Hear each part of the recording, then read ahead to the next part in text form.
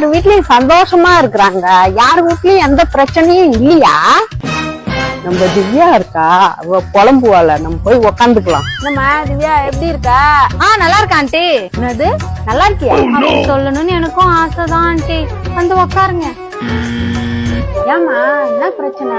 என்ன ஆண்டி சொல்றது, வீட்டுல ஒரே பிரச்சனை தான்.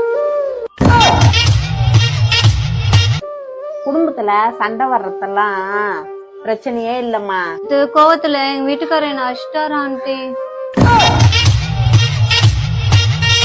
என்னது அடிச்சிட்டாரா? நீங்க பேக்ல துணி எடுத்துன்னு உங்க அம்மா வீட்டுக்கு போக வேண்டியது தானே?